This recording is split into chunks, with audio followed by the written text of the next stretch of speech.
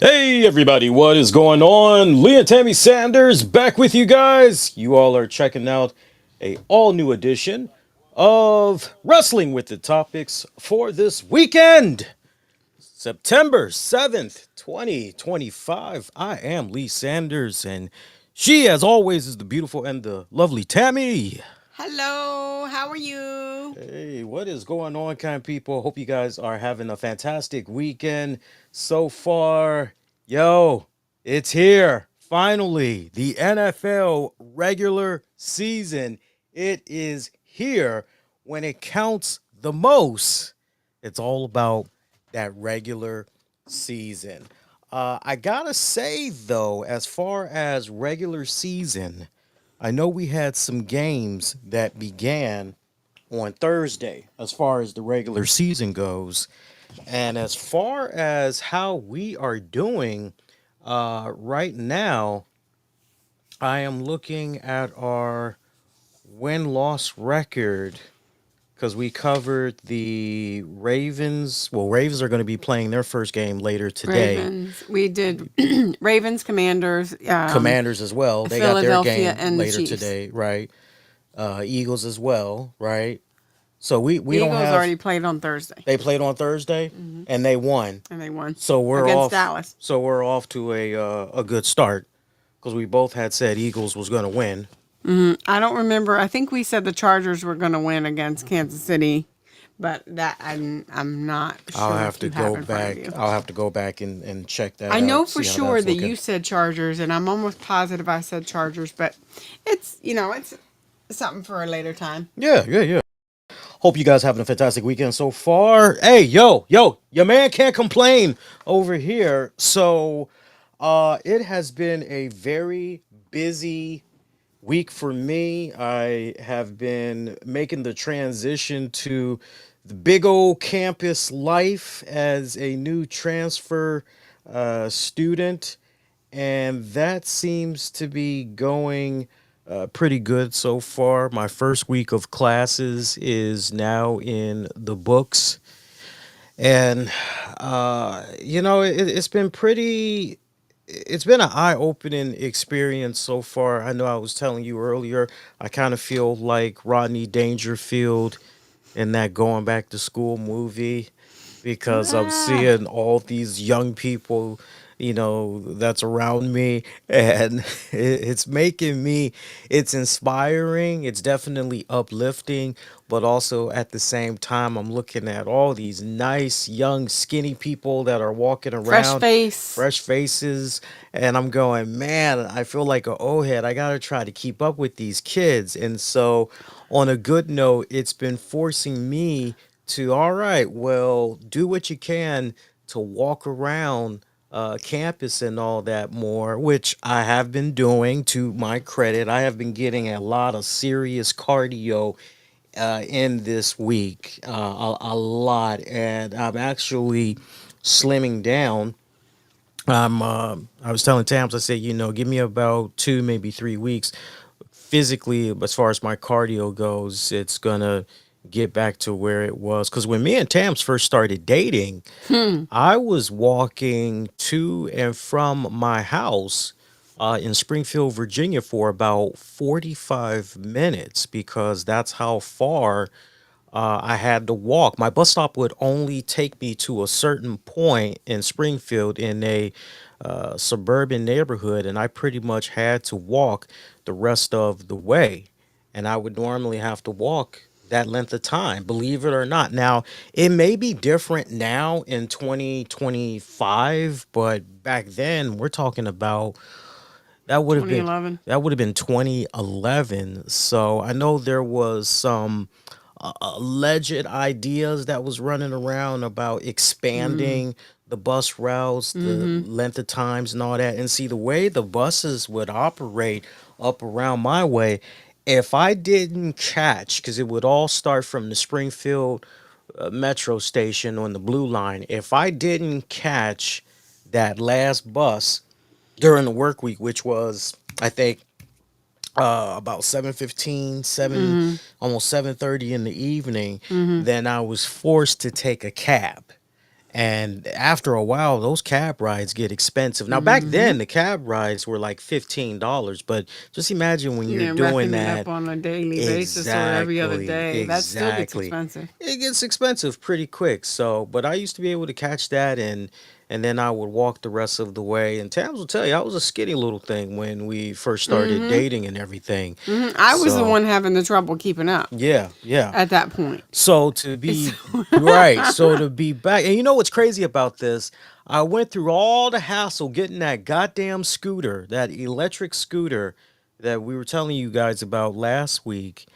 And when I finally started actually traveling to the campus, utilizing their parking lot, and then going, okay, from here to my class, I'm using Google Maps and everything. I'm going, okay, so where am I going?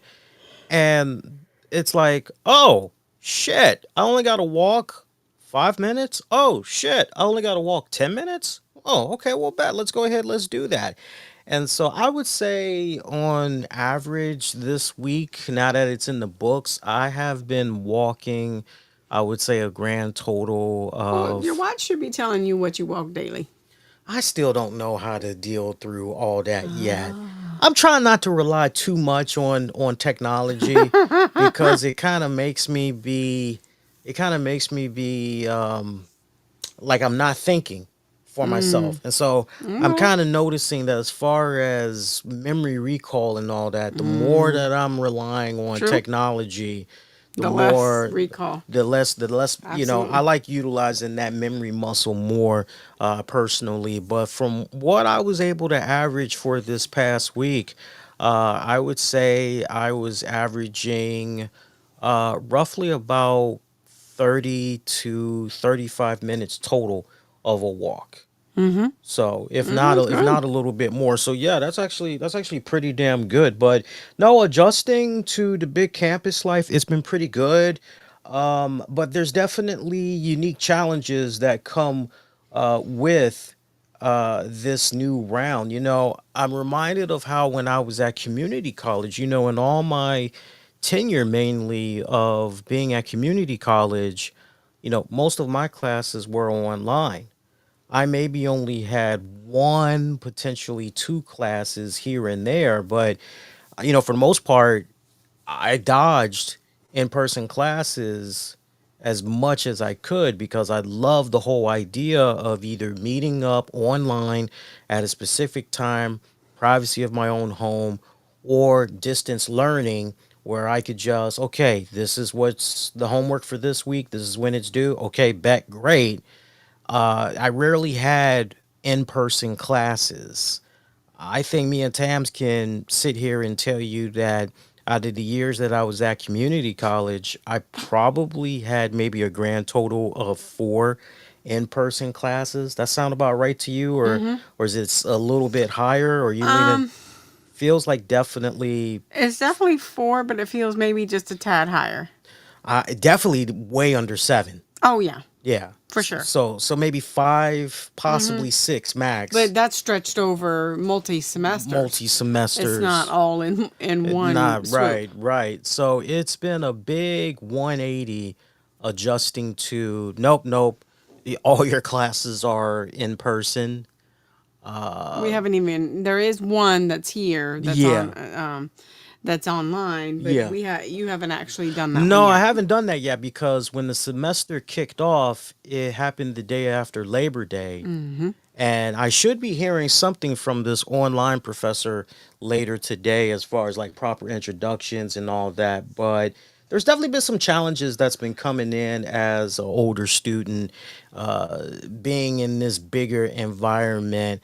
And that mainly has to do with trying to be around people close to my age and have the same life experiences and everything.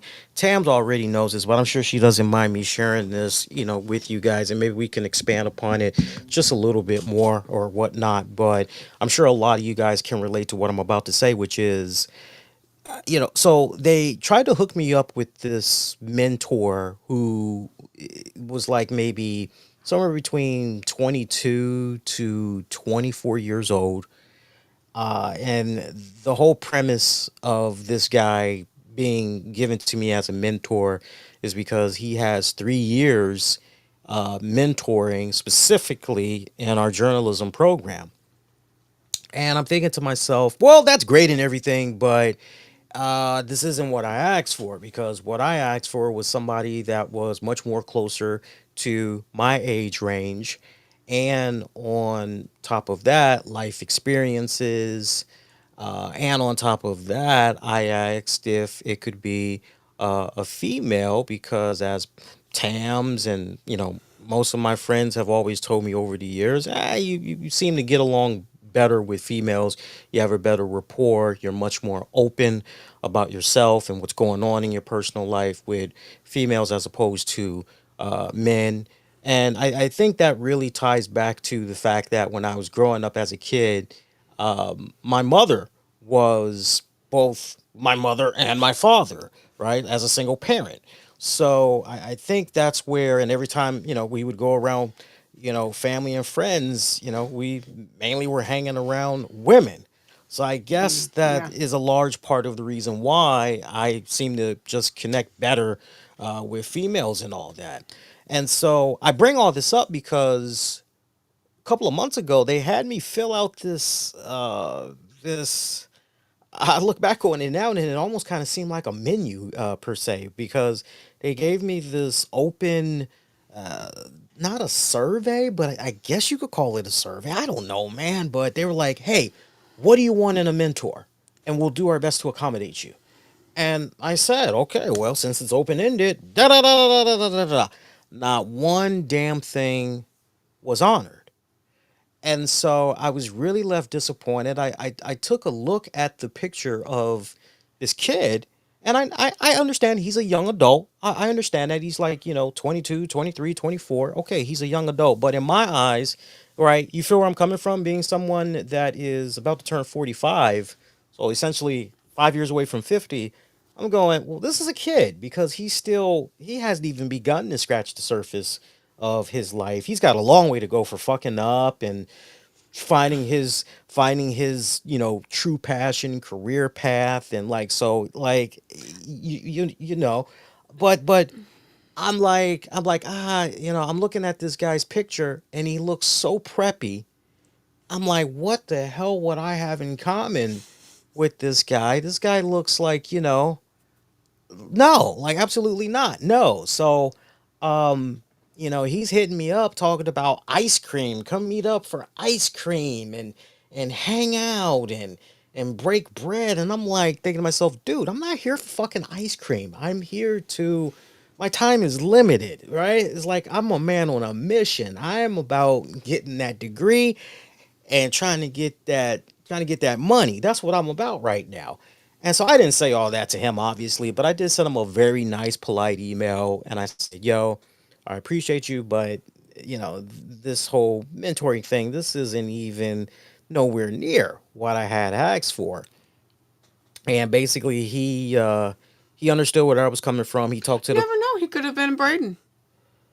Oh, she's doing a little Power tongue, reference. yeah, TV show Power, tongue in cheek reference. So I hit up the coordinator and I told the coordinator, look, this is the deal. And then she came off understanding, but at the same time trying to defend The why decision. the decision was. And she's like, if you would like for us to remove him, have you be removed from his mentoring pool. I'm like, yeah, if you could do that, I'd appreciate that. Thank you.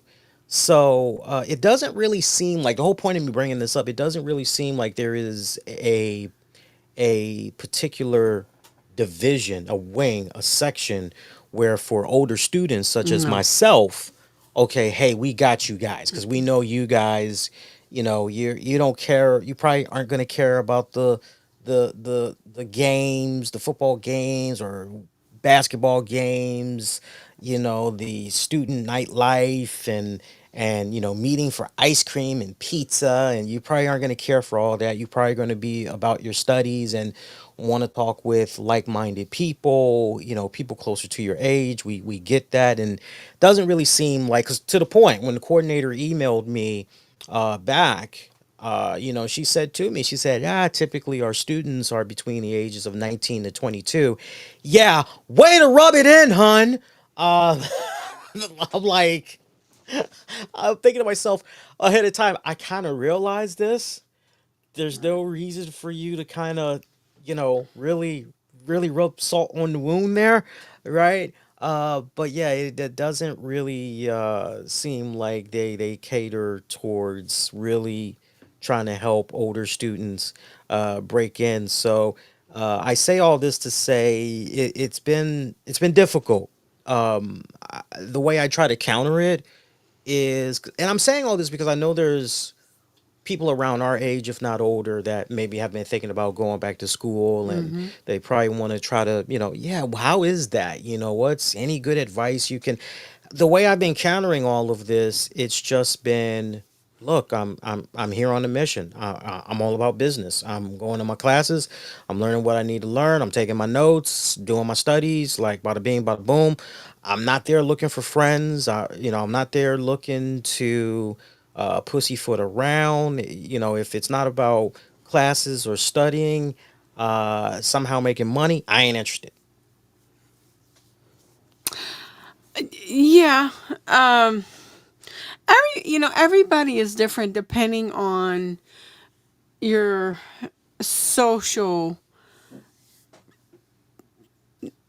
the way you socialize. Let me Mm, say it that way. mm, Some people would want to possibly socialize and to get a feel of the campus and get a feel of, of what's happening, and kind of like a mentor to get you into campus life.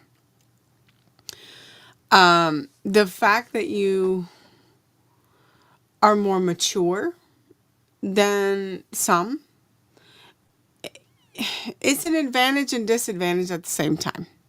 Advantage because you know what you want and you know what you're willing to do to get it. mm, Disadvantage is some people just aren't all about the frou frou.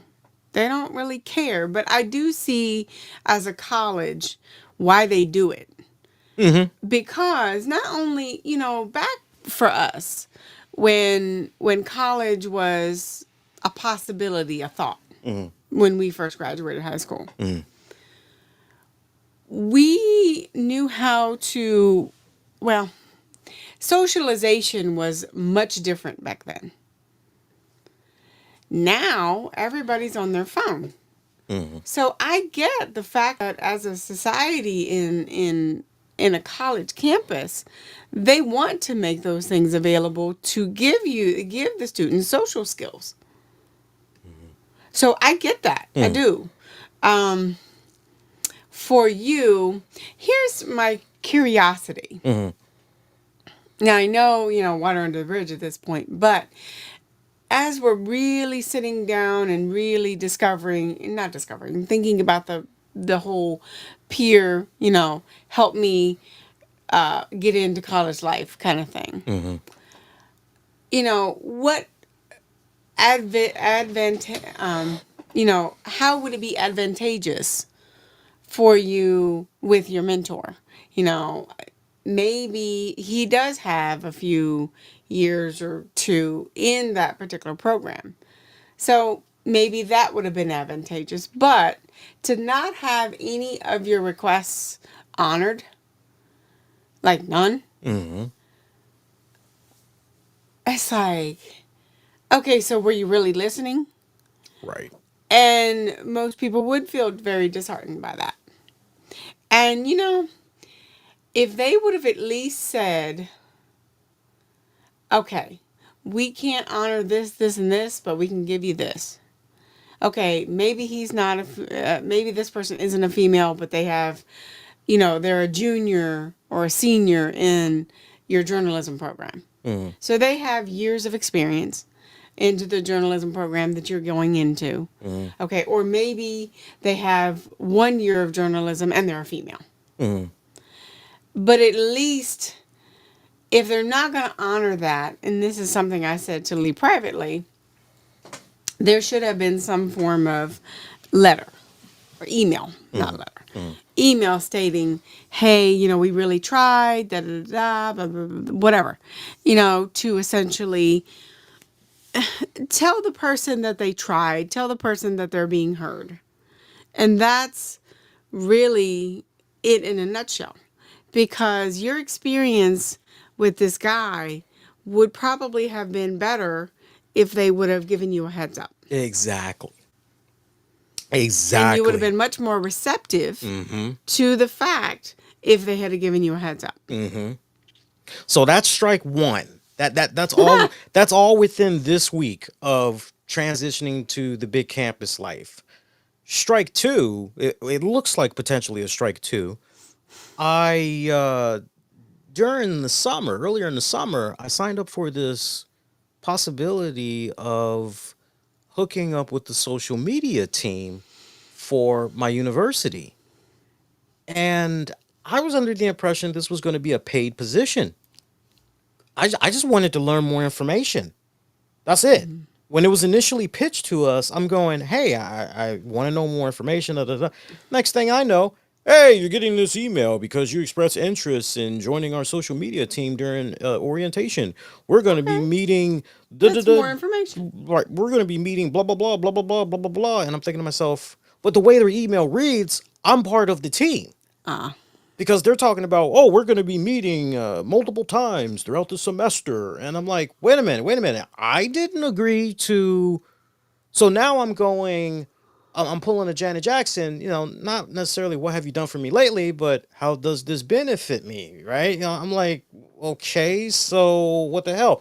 So I do my research to try to find out the person that pretty much is in charge of the program. Okay, well, if I'm going to be working with this person, is it a case where this person has worked for many news affiliate stations, radio stations, and it's like, hey, if you play your cards right, you do a pretty good job. Maybe not only you can get a letter of recommendation from them, but you could also pick up a really good ally as far as eventually trying to transition into the industry.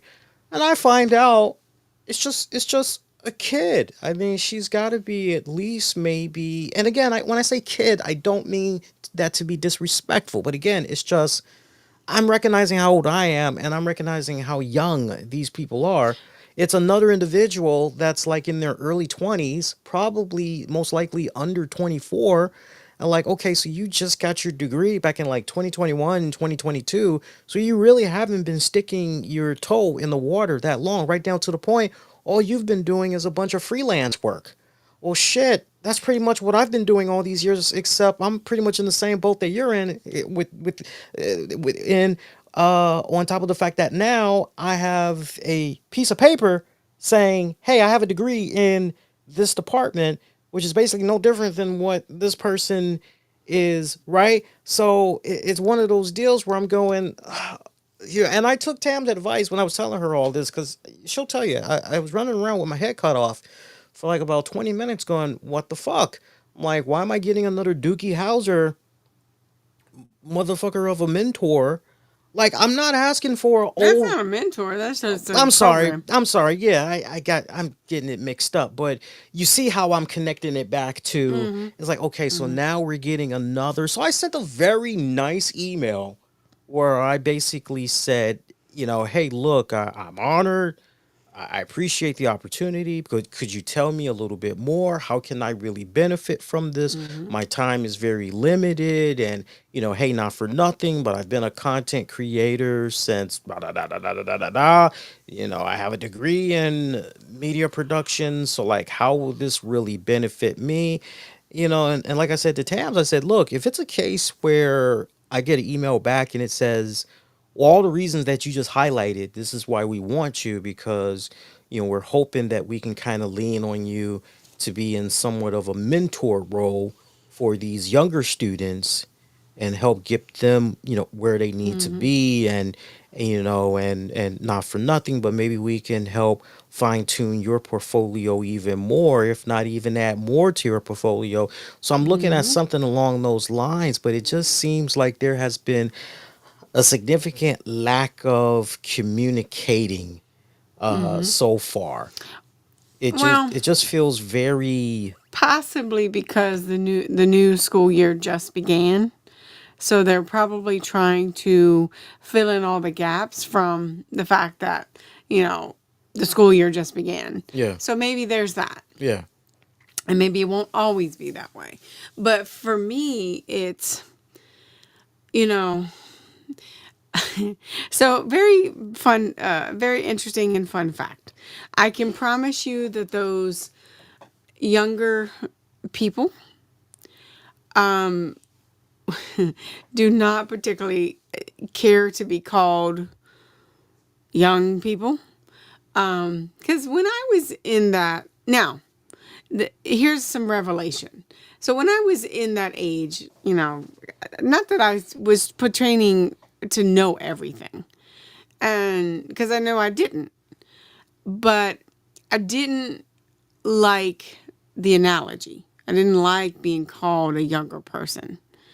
Matter of fact, I despised it. Um, so I always wanted to be better than my age. Hmm. So now that I am in that other bracket, Hmm. I see where one would come from Hmm. in reference to knowledge, life experience, all of that. Hmm. So basically, looping it back to your point of yes, they are younger, but you don't want to also just blanketly judge a book by its cover because you don't know what their life experiences are. You're judging that they don't because of their age. No, not solely on Oh, their okay. not solely on their age.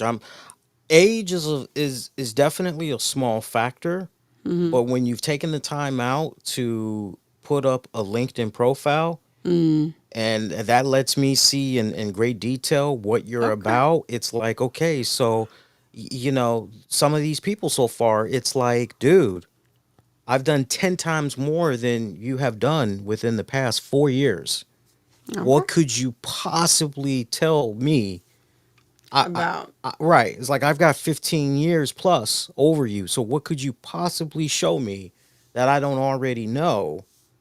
yeah. Right. And it's like, that's where I'm coming from. So yeah, it's very nerve wracking. But I got to tell you guys, I definitely feel like now that I'm at a PWI, a big institution basically, I really feel like a small fish in a Mm-hmm. bigger pond. Mm-hmm. Whereas when I was in Oh, at yes. community college, much more intimate. Mm-hmm.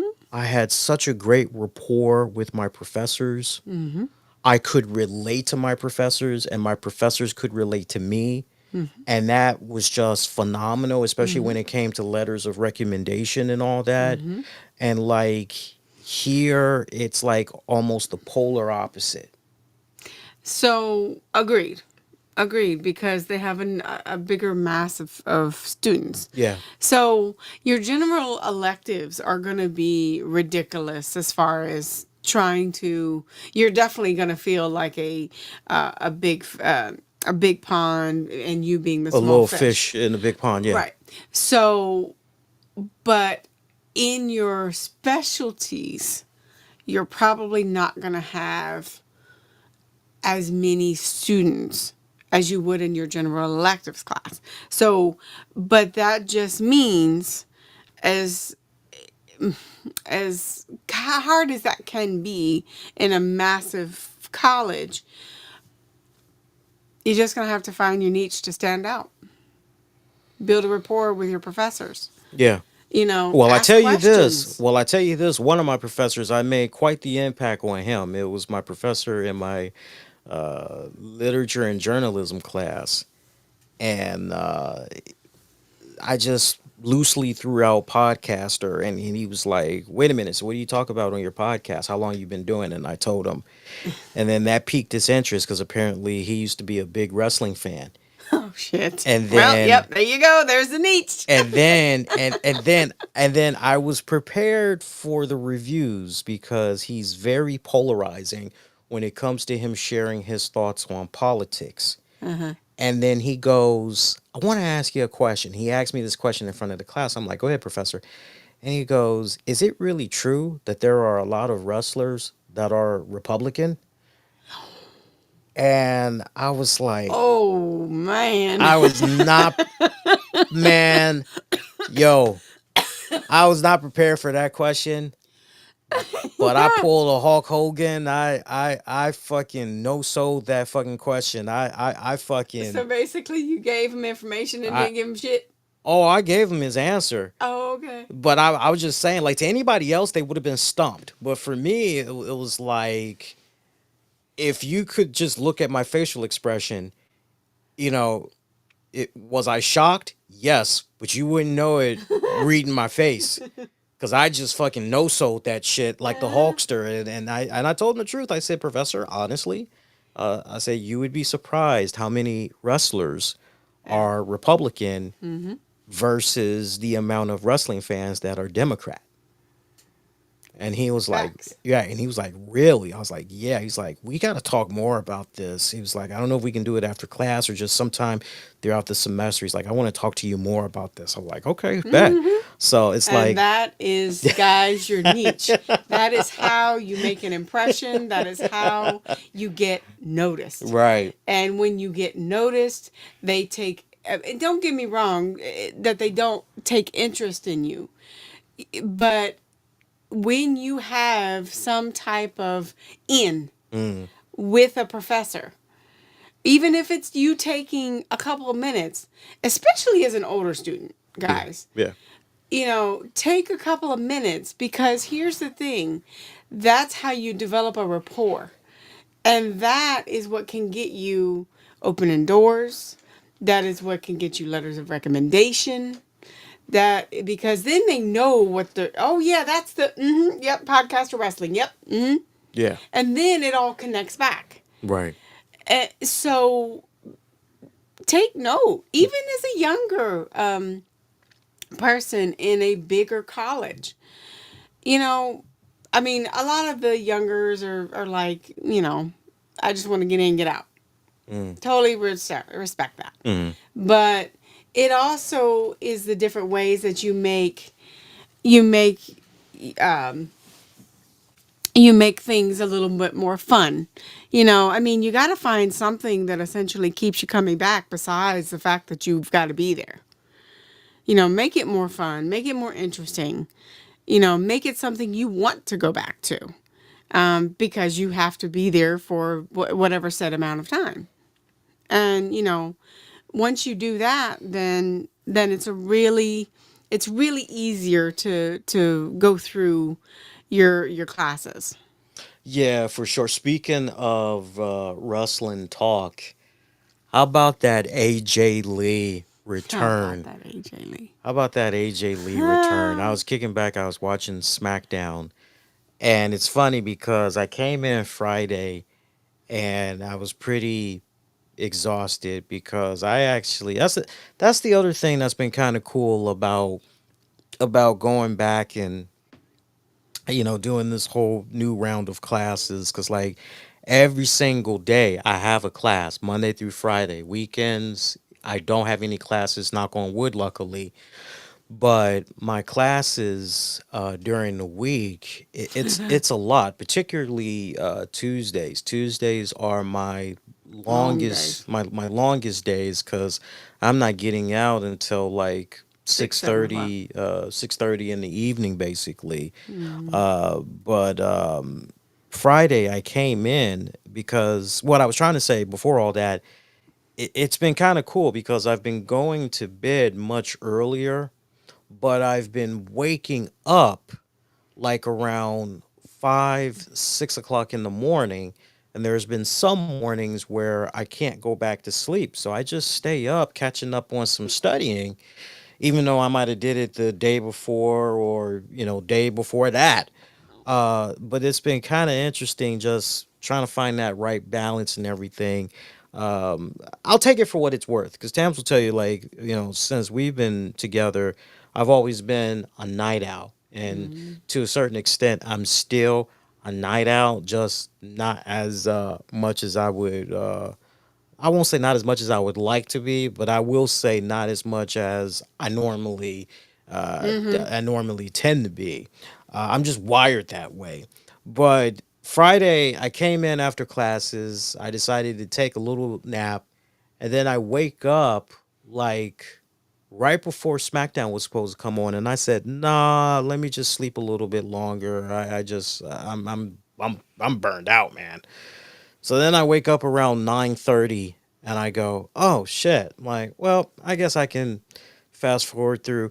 And I just found myself staying on most of SmackDown. I rewinded, was watching it from the beginning, and I'm like, "Okay, this is good. This is good. This is good. Okay, cool." Watch some of the matches and everything, but then we got down to AJ Lee and how her whole return was set up. I love seeing Becky Lynch kind of following up on what she did with Punk on Monday, bitch slapping him some more. And you got Seth Rollins in his little VIP box, just and all that good shit. AJ looked great, man. She looked great coming out Mm-hmm. there. 38 years old. She has aged gracefully. She really has. Yeah. She really has. She hasn't changed that much. Nah. Um, in Maybe reference maybe a to little more defined body wise. no, She seems to be a little well, bit I more tell you shredded. what. As far as yes, she's definitely more shredded Yeah, for sure. yeah. But face wise, maybe not as defined. Like things are like evening out. If that makes sense. Toned. Yeah, toned. What are you looking for? Because I So mean, basically, as we age, everything just kind of seems to flow, and it's not these hard cheek lines and this and that and the third. It just kind of flows. Um, and I know you're looking at me like I don't know what the hell you're talking about. yeah, I don't. So I'm gonna keep it as she hasn't changed very much, and I think she actually looks just as good as she did 10 years ago, in a different way. So, and she definitely is more shredded for sure. It was so funny because whatever you search on social media, they just give you more of.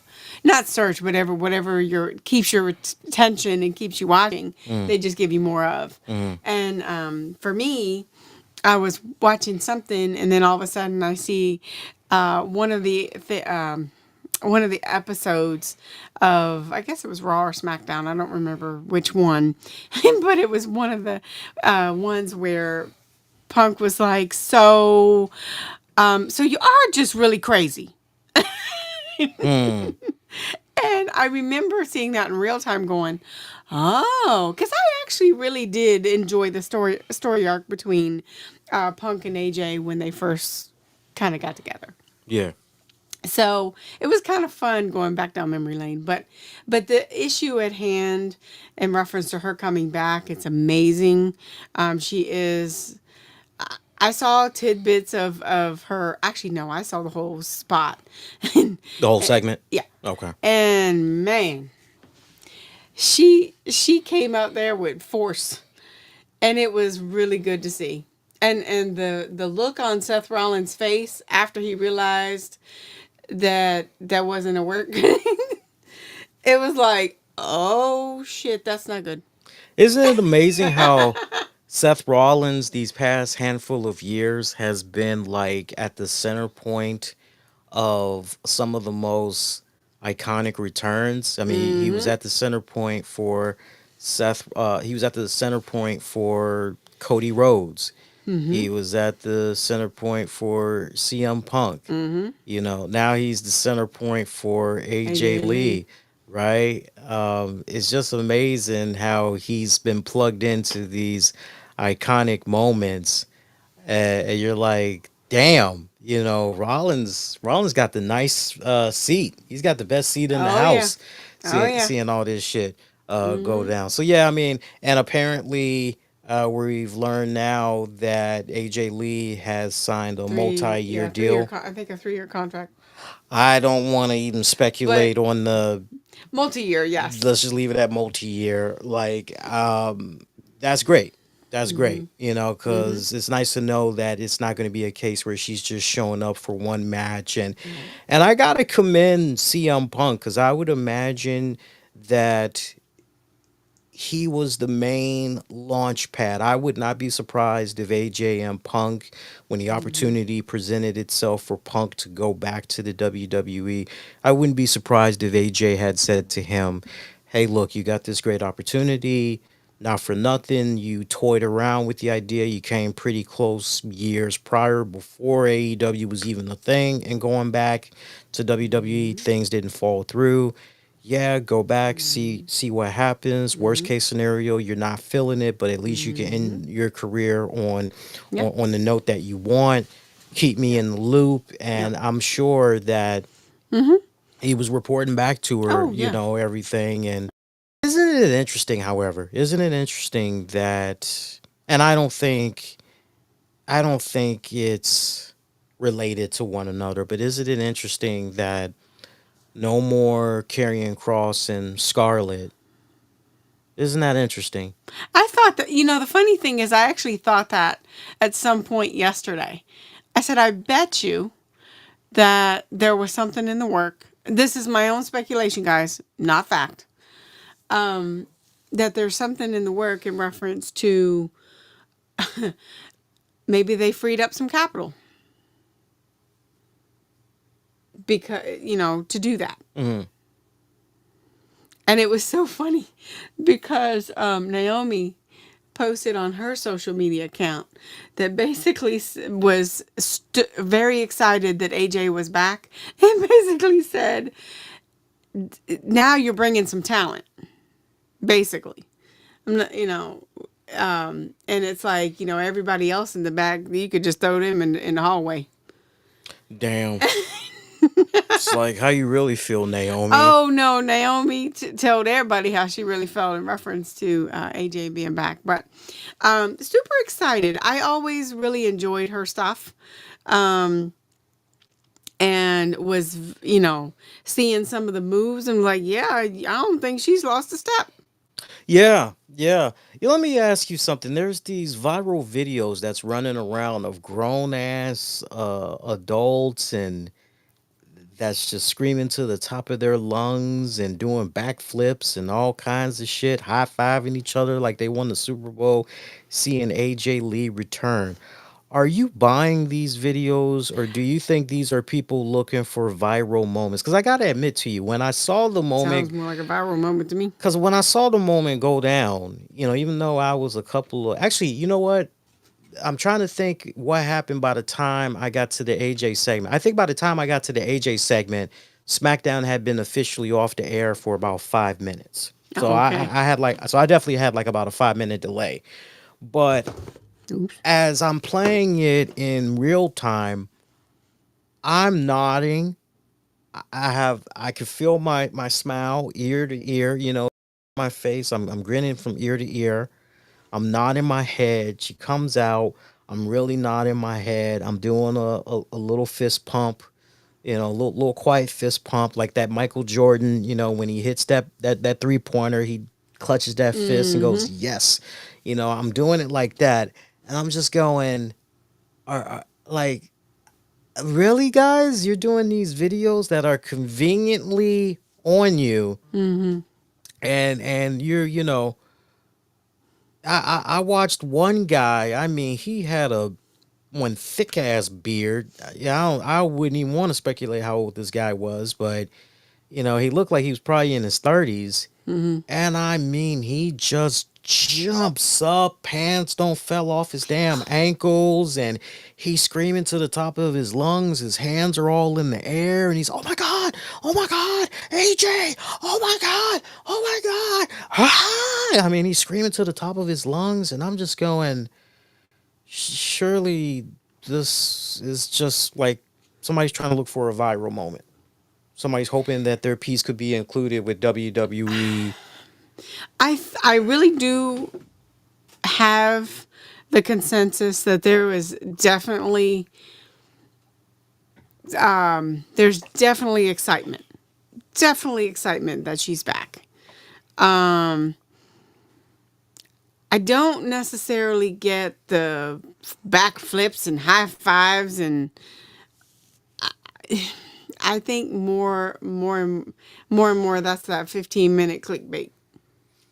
Let me ask you something. Vince Russo's been really coming down hard on Triple H and WWE as of late. He's saying that Triple H, when it comes to character development, when it comes to storylines, Triple H is lacking in those respected departments.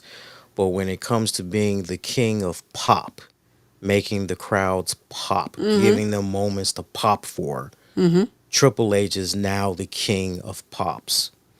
I see what he's doing there. He's no longer the king of kings. He's the king of pop. How does that make you feel when you hear Vince Russo saying that? I mean, Okay, I know you're a casual viewer, but I say a little bit more than a casual viewer, but yeah. So I get where he's coming from, actually, because as you would think about it, does any of your newer stars pop like that? That's a character development. Hell, let's take it back to what we just talked about, Karrion Cross. He was doing his own shit yeah, and crap, getting and winning the getting crowd over. and getting the crowd over. Yeah, And wasn't WWE. Part of it might have been, but not like that. But you didn't hone in on that. You didn't take that, bull by the horn, so to speak, and develop that. mm, But yet you are essentially going back to what's going to get the crowd going bananas. Oh, okay, you bring CM Punk back. Okay. You bring John Cena's last tour. mm. You bring Goldberg. Goldberg. You bring, Brock Lesnar. All of these are pops. But all of these are also guys, they're old heads. I mean, not to say they can't still do it. Mm, Not at all. mm. Because they can. You bring back Nikki Bella. You bring back AJ Exactly. Lee. Yeah. So you're bringing back what's working or what worked Mm, for the pop. mm, Now, but nowhere in there, I mean, half of your matches are old heads. mm, Maybe even 45, maybe even 75% of those. The only person that really, as far as character development, that's getting something is Logan Paul. And you could even go with, okay, Dominic Mysterio, but shit, he's got a, father who's probably helping him with that mm, to an extent. mm. Um, but I do agree with that though. I really do that developing a new character to essentially, because you're going to have to do it at some point, guys, because essentially some of these people are going to be retired in the next couple of years.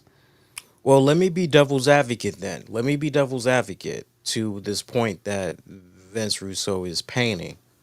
What do you say to the long term storytelling that's been happening there with Judgment Day, where it seems as though Finn Balor has been all about absolute power, absolute control, and it seems as though just when he thought he finally had Judgment Day all to himself and he can pretty much have everybody lined up behind him, taking his command and all of that, we see Dominic Mysterio essentially rise through the ranks and is essentially kind of giving him a run for his money. And you've got this great long term storytelling that's been going on where you can feel the tension between Balor and not so much Dominic Mysterio, because Dominic is kind of, hey, don't worry about it. I got this under control. And Balor's kind of under the impression, no, no, no, you need to be running everything by me. You know, you know, you know, Balor talks a good game about it being a team effort, but it's clear as day that Balor is all about individuality, right? And like week after week, you see these little nuances of breadcrumbs where Balor is just irked off by something Dominic Mysterio has done without running it by him. And so you're seeing this a mile away that, as far as the long term storytelling, something's going to implode there. Okay. And then you look at the long term storytelling that's been going on with the Street Profits. It finally seems as though maybe it's kind of reached the boiling point where this past Friday's SmackDown, BFAB gets in the middle of Montez Ford and Angelo Dawkins. She's trying to calm them down. You know, basically follows up on something that I'm trying to figure out who was the wrestler that had cross paths. Wyatt Six. Wyatt Six is Bo Dallas, you know, basically kind of really got the wheels in motion, even though long term storytelling wise, the seeds have been planted with Street Profits for many, many, many months. We see what's going on with Bailey and this whole split personality. And it's so funny. I had said a couple of weeks ago on the show, I said, I'm very intrigued by this, but WWE needs to be very delicate about this because, you know, in real life, people are dealing with that. with these kind of disorders. And you know what I was told by somebody online? I was told to shut the fuck up. It's wrestling. And I'm thinking to myself, Wow. no shit, Sherlock. Number one, and then number two, I'm going. There is such thing as Too real for TV. too real for TV, and it being, it hitting a little bit too close to home, and people feeling like you're just exploiting this for profit, for viewership, when there's a more bigger Right. important. Some people would be made to feel that way, No. right? No. And I didn't delete my tweet. I clear as day. I said I'm very intrigued by it. I want to see more of that develop. But WWE's kind of riding a fine line here. They gotta be careful with the story that they're trying to tell. I like what they're doing with the Bailey character so far. They've been doing these little vignette teases. So you got that's going on. You have this long withstanding, just a phenomenal long play of storytelling between CM Punk and Seth Rollins, That's true. right down to the point when you go back several months prior. AJ Lee's return was teased as far back as like March of this year. Shit, but further than that. It might have been further than No, that, but but that's beyond the yeah. point. When you really take a step back and you think about the the the whole notion of, well, Triple H doesn't know how to tell long-term storytelling. I just gave you some Ah, prime examples okay. of Triple H and his team That's true. long play storytelling and character development. That's true. So That's true. so Maybe what he's trying to say, and I don't know, I'm not defending what he's saying, but maybe it's the character development isn't quite as expedited as he would like. But if we're really going back and actually, as you were talking, I'm thinking, well, as far back as the Shield, guys, you know, especially right as, the Shield was kind of disbanding a bit. And I remember saying to you, why is it that they're just throwing Roman Reigns into our face? And it's so funny to see that then and to see it now and the full development and changes that have happened to going from the loud boo, the loud boos and get that shit out of here mhm. to the tribal chief you know, Mm. kind of thing. So that is probably your one of your top things as far as long character development and storytelling. Yeah, but to be devil's advocate, you can look at Roman Reigns and say, no, no, no, no, no. That's a Vince McMahon guy. That's a Vince McMahon project. Okay, well, I kept always hearing that you would say, Triple H is trying to mold him. So I guess that's why I No, did. you've never heard me say Triple H is trying to mold him. Okay. That's somebody else that's saying that. You've never heard me say that. Okay. No. It's clear as day if you really take a step back. It's clear as day if you were to go, okay, for the next 10 years, who is Triple H's army? Mm-hmm. Who are officially his guys? Bronson Reed, Braun Breaker, Mm-hmm. Tiffany Stratton, Bianca Belair. If she can get her shit together and really start developing serious character, I think Lyra Valkyria definitely offers something very promising. Verdict is still out on Jade Cargill. Um, Seemed as though Naomi was really starting to turn a good corner there for the better, and I definitely would like to see her pick up from where she left off.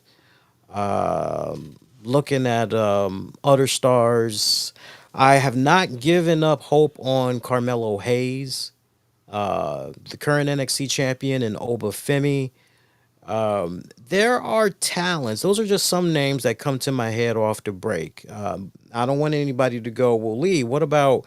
But if you really quietly just think to yourself as far as the next 10 years, there's definitely talents that you go, yeah, there's no reason why this cat should not be a household name.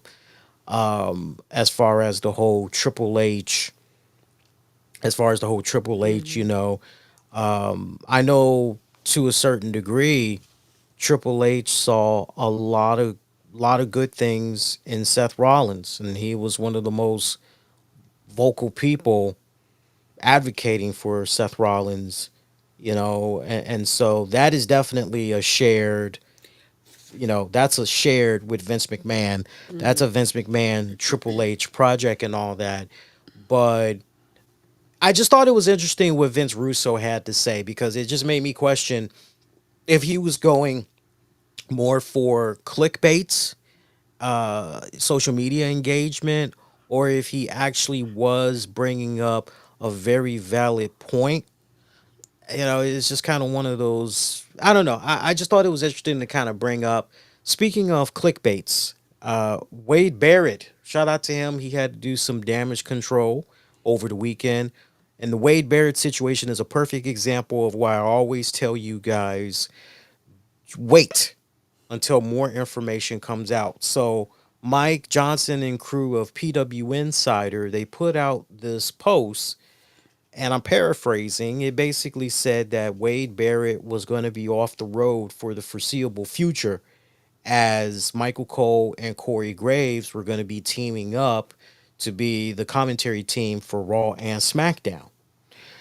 And the report would go on to say that Wade Barrett, as far as his status goes with the company, if he was fired or they didn't even mention any of that. All they basically said was Wade Barrett is not going to be on commentary for the foreseeable future. Okay, that's all they said. So you had the regurgitating websites, as I like to call them. They basically jumped out there and they made matter of fact news that Wade Barrett and his comments on Nikki Bella, which I'll talk more about on Monday's show. That basically came back to bite him in the ass, and WWE essentially is retaliating. I'm reading all of this. Notice when you go and you look at my social media feeds, people, I never commented on this. I never did. I was probably the one person of quite a few people that did not say anything about this, Mm-hmm. and that was on purpose because I'm reading this and I'm going, no, like There's no reason why, because of whatever Wade Barrett said about Nikki Bella. Like, first of all, he's a heel commentator. He's got to do what he can to sell the angle, sell the match. No, I'm not buying that. And then I'm going, well, not for nothing, but maybe Wade Barrett had always this certain block of time put to the side. Maybe he's doing something with the family. Maybe it's vacation time, or, maybe he's dealing with something personal and this was already worked out weeks prior. I'm thinking to myself, no, there's people are guessing here. Even the folks over at PW Insider, even if they have part of the story right, I don't think they have the complete story. So you got a lot of regurgitating websites. It eventually turns into, Wade Barrett has been fired, he's been demoted, and all this other shit. And Wade Barrett had to put out a statement basically saying, I'm just going to be off the road for the next 3 weeks. This was something that I had worked out with the company many months prior. Mm. I'll be back before you know it. But yeah, that's what's going on. I shouldn't even have to address this report because he ended up quote tweeting PW Insider, the guys that pretty much got this Started all it. started. Right. And then you got Mike Johnson going, well, we didn't say any such thing. We just basically said that he was going to be off the road for a little bit. We don't do that clickbait bullshit. Says the website, where as soon as you go on there, you get these weird fucking Trojan pop-ups. Wow. Every time I go on PW Insider's website, it just, ugh, you're like checking yourself, your computer. You just can't help but make sure that your shit is okay. And so, like, what I don't understand is, well, PW Insider, you had this shit behind a paywall. Wow. You had this behind a paywall. And apparently, people did quote it right. Okay? People did quote it right. Hmm. So, what do you mean that your shit was taken out of context? That's them doing damage control or That's trying to. that's what it sounds like to Trying to. me.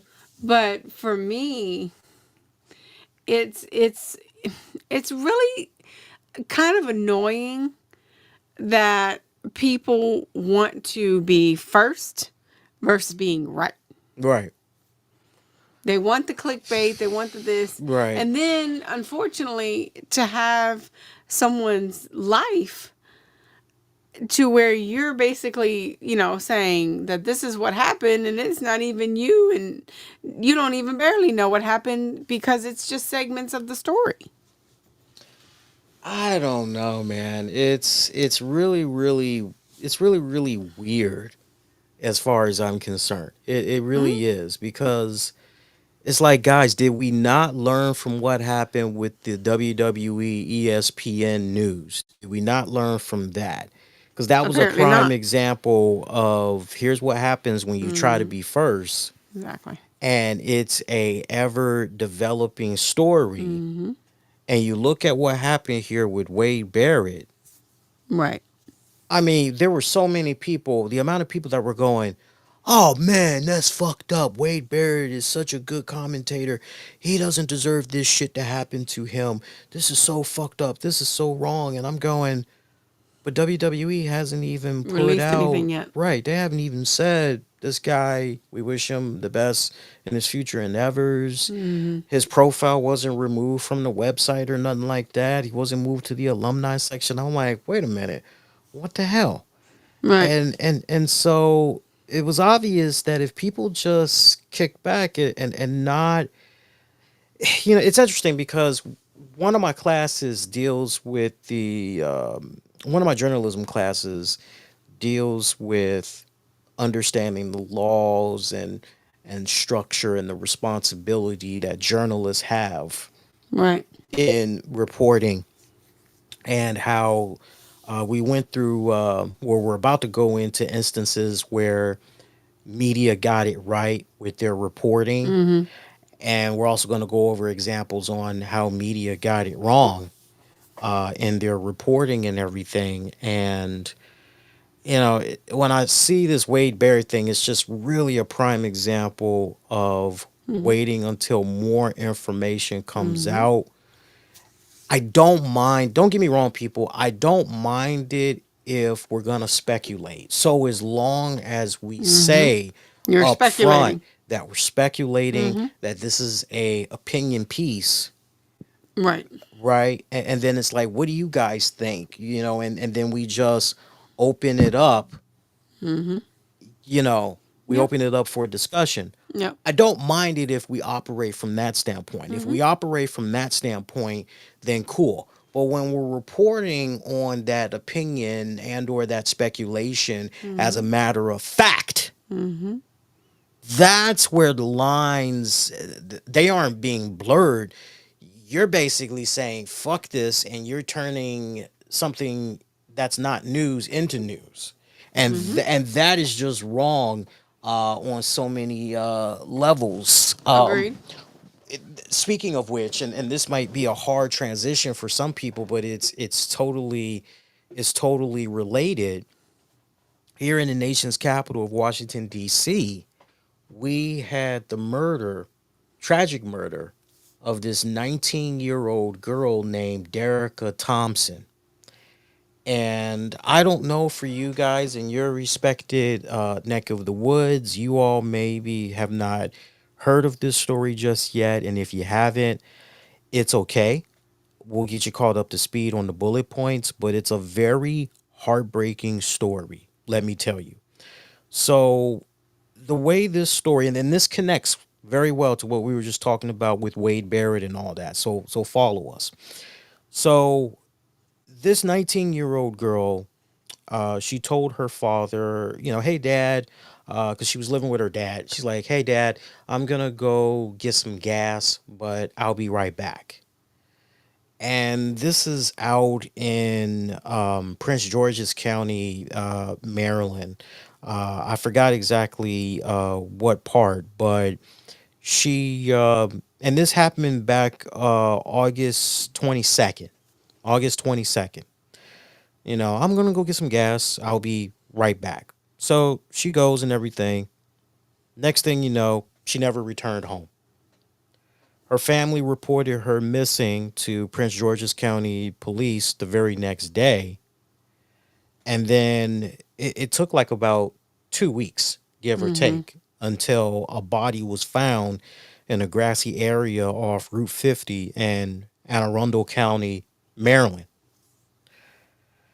Turns out that was her body.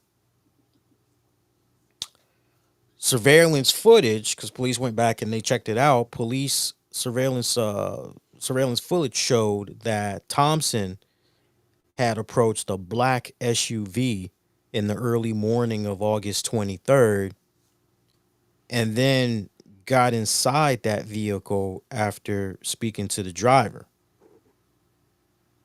So when you look at the map, you can see from where this girl was picked up sorry about that, from where this girl, what the hell? So from where this girl was picked up, she basically was picked up just off of like University Boulevard in College Park, Maryland. And if I remember it right, she essentially was taken out to the Bowie area. So That's a good little hike. it was a good little hike. Yeah, she was picked up. I'm looking at the map right now.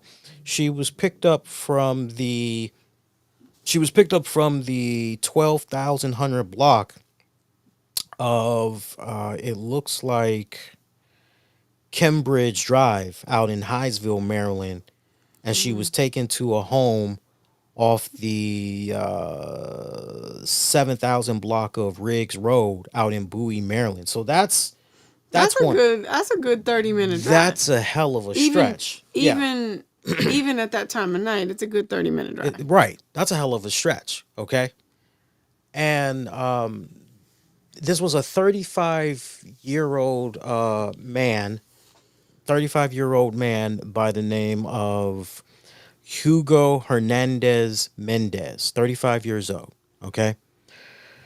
According to Hugo's neighbor, not his neighbor, but his His roommate, roommate. his roommate woke up at like, I think it was 5 o'clock in the morning and heard sexual activity that was going on in Hugo's room. And from what he was able to hear, the woman, whoever was in there, because the roommate did not identify, oh, it was Derica, but he did say, hey, I did hear sexual activities going on, and it sounded like the woman really wasn't, Feeling it. she wasn't feeling it. Seemed like she wasn't really having fun.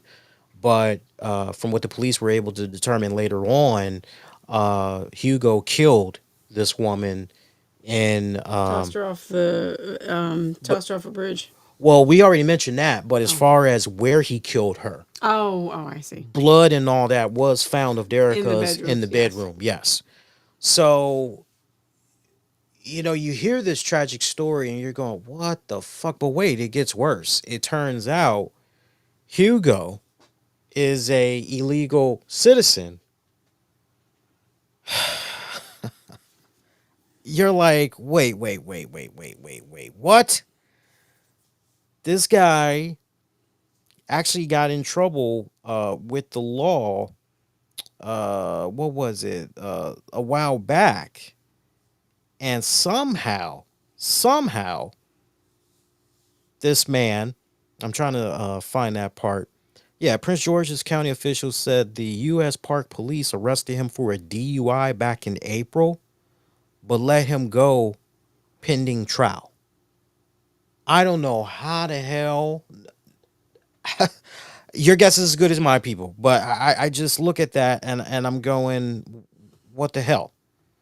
But originally, Hugo told the police he was at a nightclub to meet his ex, but never did, denied involvement in the killing, and then asked to get a lawyer according to charging documents.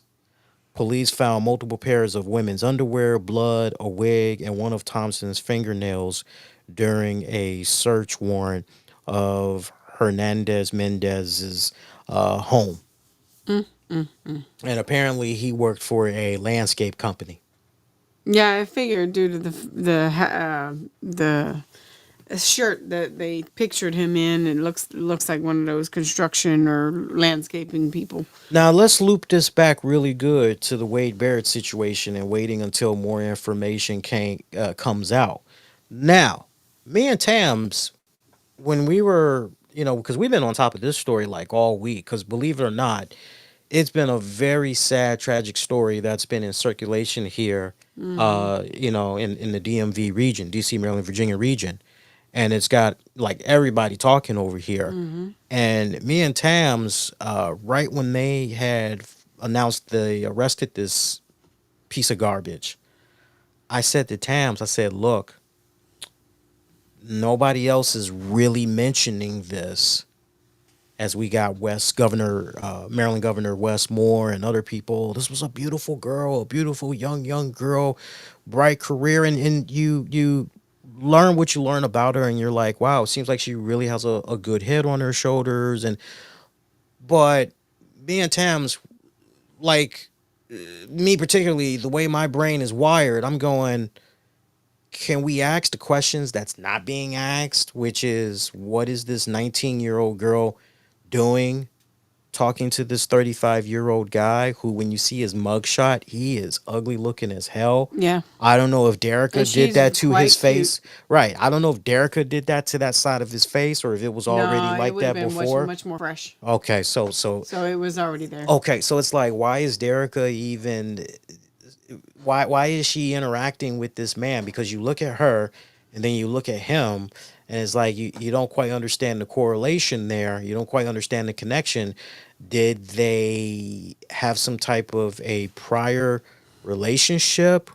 Was this a case where he did some type of work somewhere near her job or wherever, and there's that rapport there? Because why else would she abandon her cell phone in her vehicle at like 2, 3 o'clock in the morning to get in this guy's car? Something isn't quite adding up here. Right. It doesn't quite make any sense. And then the other question that I have that hasn't been really spoken publicly yet. I've probably seen only two people that have said what I'm getting ready to say, which is, was this young woman potentially a call girl? I saw two other people online say, "So what was she a prostitute? What's going on here?" Right. Right? And so, and I totally understand why people would think that way, because they're literally going, look at him, Look at look her at her, 2, 3 o'clock in the in the morning. morning Why is she leaving her phone in her car in her car and leaving her car and to leaving her car? getting into this guy's car Right, at that time of night. right, Because that nothing else to me makes sense right. besides that. It doesn't. And so those are the questions that, right? And it's okay to speculate. Remember what I was saying earlier? It's okay to speculate. It's okay to, hey, this is my opinion. So as long as you let it be known, hey, I'm only speculating here. I'm only giving a opinion. But optics wise, this does not look good whatsoever. Now, that's not my way of saying Derica had this coming to her. No. What what I suspect happened. And you know me, guys. I'm usually a really good judge of character.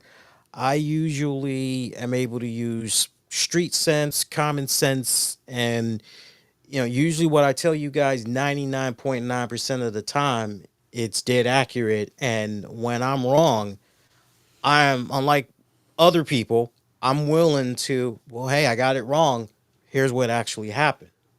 And a good example of 99.9% of the time, I'm right about something spot on. Look at when I talked about what had went down with Leon Harris. Look at that. Oh my God, I was vilified left and right by, there were a decent amount of people that agreed that with me that something was going on. Hopefully he didn't relapse. But then you had others that were like, you're wrong. Why are you cutting this black man down? And it's like, Yeah. why are we bringing race into it? Like race has nothing. It could be a white person or a Hispanic person that essentially is coming off drunk on local TV news. Like I'm gonna be saying the same damn thing. But like everybody, oh, I need that same energy when you're wrong about Leon Harris, and then what happens? Right.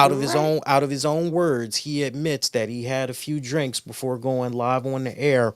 The same people that, And he's later gone on to say that he never realized that he didn't have it handled. right, And this wasn't, the way he omitted it makes one believe that that was definitely not the first time.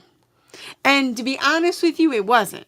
Because for me, there were signs. I was just like, he's kind of stuttering a little bit tonight. But but not no to other get issues. right, I was like, okay. but not to get off track. The most important thing when it mattered the most, and it was, oh, need that same energy when you're proving you're wrong. It's like, well, I touche, but that goes both ways. How about you give me Yeah, that? that ain't happening. That didn't happen. I've yet to see one person say to me, "Yo, Lee, you were right, Yes, man. You right." no. I believe I believe that this young girl was in some form of prostitution, and I'm not judging her, and I don't think anybody should be judging her. Look, you do what you got to do to pay the bills. Whether you're doing something on OnlyFans or Patreon or whatever, you do what you got to do to make ends meet. And if that was part of, you'd be surprised how many students are doing what they need to do to They need to make fast money. And they need to make a lot of it. and they need to make a lot of it because they're trying to get themselves through school, and or there's a certain lifestyle that they're trying to maintain. I hear you guys when you say, yeah, but there's other, well, for some people, they don't want to just do the 9 to 5 job. For some people, it's, well, if I don't have to do the 9 to 5 job and I can just do this instead, then I'd rather do this. Or if it's a case where, okay, I'll do this 9 to 5 job, but that's not always going to be an untapped source of income. Eventually, I'm going to get tapped out at 20 Right. hours or what have you. I need money like yesterday, and they're going to be moonlighting doing whatever Mm-hmm. that means, Be- stripping or yeah. so understand something. I nor Tams. Well, again, we're speculating. Right. If it turns out we're wrong, God, we hope we're wrong because there's no other, like, because I want to hear with the phone records and all that. That's what I'm waiting on. Mm-hmm. I'm waiting to hear. Okay, phone records. It shows that she had a profile up on this escort website, or she, Mm-hmm. like. I'm waiting because, like, something just it doesn't compute. Well, it's kind of funny, Seriously, but it is. But seriously, to your point, think though, back to you. it's. Think back to you and your girlfriends. Okay, like, would you all ever get in a 35-plus-year-old man's At 2 car? a.m. in the morning that I didn't know? Hell, No. even if it was 2 in the afternoon, No. not No. unless it was like some type of a transaction, maybe. Yes. Okay, go ahead, go I ahead. mean, but to essentially go back, you can tell that she has texted her father. So where are the texts from this guy? Because if you're doing something like this, you've got to have some type of text messages that he's on his way. I mean, Jesus Christ, Lee over here tortures me with fucking Catch a Predator. And the text messages and all of that. He's smirking, guys. He's smirking. And he really does torture me with this shit. Because it's like, you know, And I want to tell you this, and it's very important. Make sure you subscribe so you see all our episodes here on True Blue. What's the new name of the show? What's the name of the new show? I don't know. It's not Hanson versus Predator. What's Takedown with Chris Hansen? Takedown. Yeah. Takedown. I love that show. Takedown. Anywho, but the point is, there are chat logs of conversations. So why aren't they mentioning this yet? Because there's something. You don't just essentially park in a random ass spot and a random ass, black SUV just comes rolling out, and then you decide, oh well, since something's coming through, well, first of all, one's got to slow down for you to even talk to him, and then the other person, has to get out the car and so on and so forth. So at some point, through some way, they've had to communicate before that night. You're thinking before that night? Well, before the action. Essentially, at some point during that day, they should have communicated something.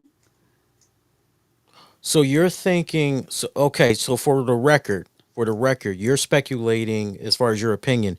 You're under the assumption that when Derica said to her father, "Hey, I'm going now, get some gas. I'll be right back." You're thinking that beforehand Mm-hmm. she probably did something on whatever website that she's an escort on. Some guy, hey, I'm interested, da Yep. da da da da. Hey, Yep. let's meet at, and Maybe then she had another phone. something else we have to keep Because on the back burner. essentially, Yeah, maybe she left that phone there because she had another phone for her escort service right. that essentially maybe nobody has found yet. Well, I'll see you on all of those points and I'll raise you. I don't know if I said it to you in the text message, but I wouldn't be surprised if also this creep had said to her, "Hey, look, 'cause for all we know, she maybe wanted to just do it in the car, and he probably said to her, "Hey, look, I'll give you $100 something right now Extra in just good to come back to my faith, house. right? I'll give you $150 right now in good faith, but let's go back to my place because it's much more convenient. Da da da da da. We can do what we need to do over We won't get there. arrested. Right. We could do what we need to do over there, Right. and then I'll actually drive you back. And that I honestly believe that's what had happened. I also believe that she hadn't been escorting that long. I'm under the impression Makes that sense. 19 years old, I wouldn't be surprised if maybe she'd only been doing it for about a year, maybe 2 years. And I'd be maybe, shocked to hear if she was doing stuff as young as 16. I'd be yeah, really shocked. agreed. I'd be really I shocked. think she definitely is new to that game, Yeah, and possibly some of the safeguards she didn't know about. right. You know, Because she's doing it on her because own. she's doing it on her own, Yeah. and she's not about to tell her father what she's going to go do. Right, right, right. That's why she made the excuse that for some random reason at 2, 3 o'clock in the morning, I got to go get gas. Yeah, Huh? yeah. You know, not that I am a parent, guys, but as someone who's had younger kids, that I've been around, I would have been like, you going where? Why? In that neighborhood? Why? Yeah, yeah. So, you know, guys, basically as guardians or parents or whatever have you, question, ask. Maybe if the dad said, "Let me go with you," then you know what? Maybe that poor girl would have sent him alive. Yeah, Then yeah, she would have had to call off yeah, the whole thing. yeah. Now grant people do what they have to do and they say what they have to say. Mhm. But ask questions. Poke holes in the story. Okay, so what are you really doing? Because I guarantee you that if someone would have known, even if it was a good girlfriend, Mm. somebody would have been like, this girl said she was going out with this dude at this point, and it's been 4 hours and her ass ain't back. So basically, in reference to ask questions, put in safeguards, Yeah. keep yourself safe. If you've got to do that, keep yourself safe. That is the most important because, as someone once said to me, it's going to be a real sad day when you're not coming home or you can't explain to a said person and they're going to miss you. I'll see you on those points, and I want to raise it. I want to raise it. If there is somebody that is escorting, I cannot stress it enough. I mean, look, obviously they're going to continue to be in that lifestyle until they just got to come to their own conclusion. They don't want to be involved in that industry anymore. Yep. They want something different. So the best thing that you can do is, especially if your friendship means that much, right? Your friendship with them, if it means that much, then the best thing you can do is continue to support them while trying to encourage them Stop. to stop and transition into something else. Yeah.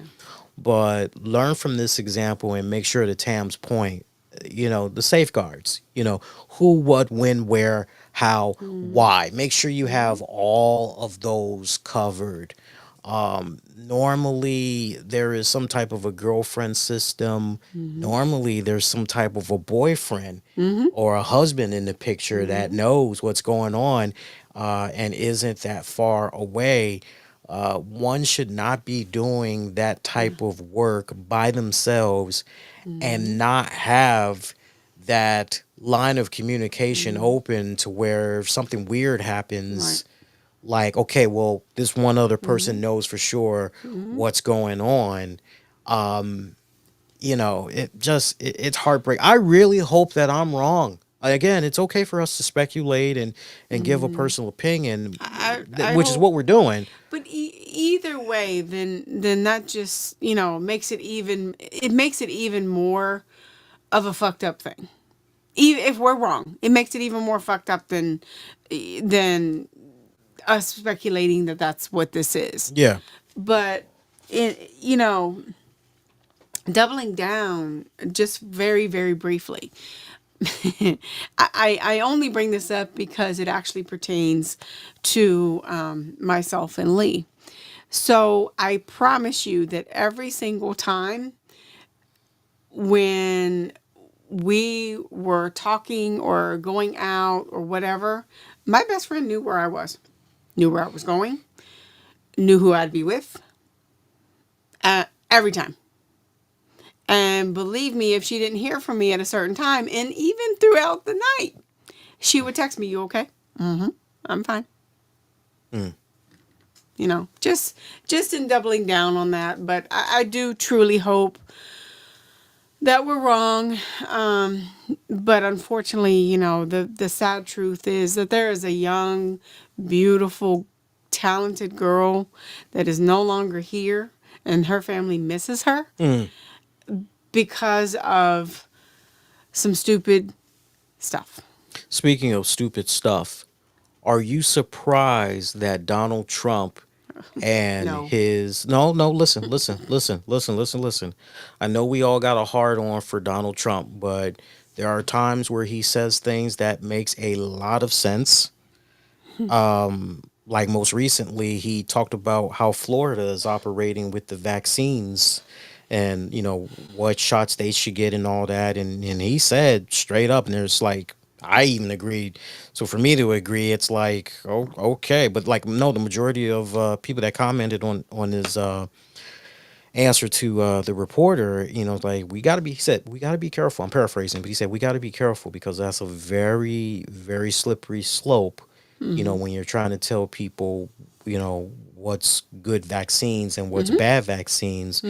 And he goes, I know the polio vaccine, that was one of the best vaccines to ever come out. It's a really good vaccine. The COVID vaccine, that's really good as well. He's like, but we got to really be careful on what vaccines we say is bad and what's good. I don't know. He's like, it's a good question. He's like, but we got to, he's like, we got to tread lightly. That's not why I don't want us to focus on that. Are you surprised that at this point the president nor has his administration commented on the Derica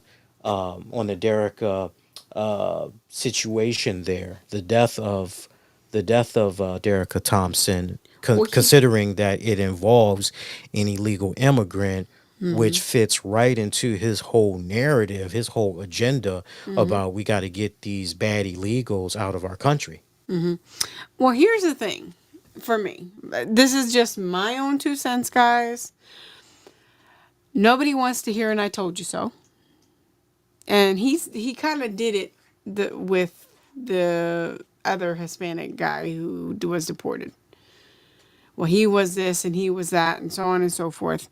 So I don't necessarily think first of all, he shouldn't continue to say, well, see, here's another example.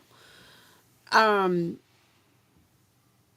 I feel like the system? No. Do I feel like the way in what he's doing is right? No. Do I feel like the reasons why he's doing it, as far as what he is telling us of why he's doing it, is right? Yes. Because they're they're not, for me, they're not doing enough to protect the US citizens that are being hounded and put in wherever they go and all this other shit that's happening, and they're legal and not doing anything. But then, yes, you have ding dongs like this man who essentially was actually detained by the state police, fucking let go, I guess because he didn't have a prior record or whatever, and I guess they called themselves being lenient. I don't know. That's speculation. but yet the ones that need to be maybe slip through the cracks. So there's definitely a there's really a needs to be a more of a happy medium in doing more research versus just come and freaking like they used to do back in the 60s for a white woman that was with a black guy and just raid the house and basically just throw him in jail. You went on so many levels out there. Let me answer that question for you guys because I the same question I just posed to Tams. I will address. So again, the question is, and I'd love to hear from you guys on this. So again, the question is, are you all surprised now that you've gotten the full context? And I did check like a couple of hours before we went on the air. The president and his administration, they have yet to issue any comment on the Dacara Thompson situation. Okay. So, whenever, and this is the pattern that I've noticed with Trump, if you've watched enough politics, you're consuming enough, news and information like I am, you know that shit like this is a throw up. Okay. What I mean by that is, oh, wait, you're putting this on a silver platter for me? Oh, shit, I'm going to take that shit. I'm going to run with it.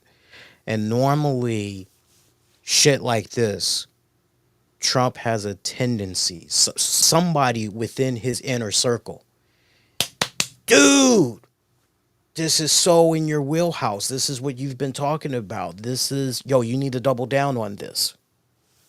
So it's not a case of, I told you so, but it's more so a case of, I got to tell you, I'm very surprised that he did not reach out to the victim's family. I'm not. Because I've seen him. Well, let me finish. Let me because I didn't interrupt you. Let me do my thing. Okay. I'm surprised that he has not reached out to the victim's family and essentially done it in a way of we're gonna make sure that justice is done, is served for your family. We're gonna make sure that to the fullest extent the garbage human being that was in this country illegally. They get what's coming to them. We're gonna, fullest extent of the law, we're gonna get them. Okay. I'm surprised that he has not issued any type of comment. Now, I'm not looking at this as a racial thing from Trump and his administration because I remember some weeks back he was asked, "Hey, are you thinking about or would you consider pardoning P Diddy?" And he said straight up, I don't really know. I think we'll kind of cross that bridge when we get to it. But, he pretty much said, it's unlikely because one thing that he didn't really appreciate is did he kind of distance himself from Trump in more recent years, said some unflattering things about him. But despite all that, he still has a fondness, a respect level for Diddy, and maybe that's because he's looking at it from more of a look at what this guy was able to do with his respected empire, how he pretty much built his empire from the ground up. So from maybe from an entrepreneur business standpoint, he respects Diddy, and who knows, right? So there's been other instances where, as far as for those that want to be like race, it's like no, but if you do your research, there's like other things where it's like, so I don't think it's a race thing. I don't know if this is a situation where he looked at what happened with the guy that's now being sent to Africa, and he's like, I need more information. I want to make sure that before I comment, like shit doesn't come back to blow up in my face. I don't know if that's what this guy is waiting on, but silence speaks volumes as far as I'm concerned. And at the very least, the fact that you could not latch on to this story from the sole purpose of here's an illegal immigrant that got in trouble with the law, our judicial system did not do what they needed to do then and kick his ass out. Now look at what happened. This individual has now taken a life, and say whatever you want about, about her, her lifestyle, whatever she was doing.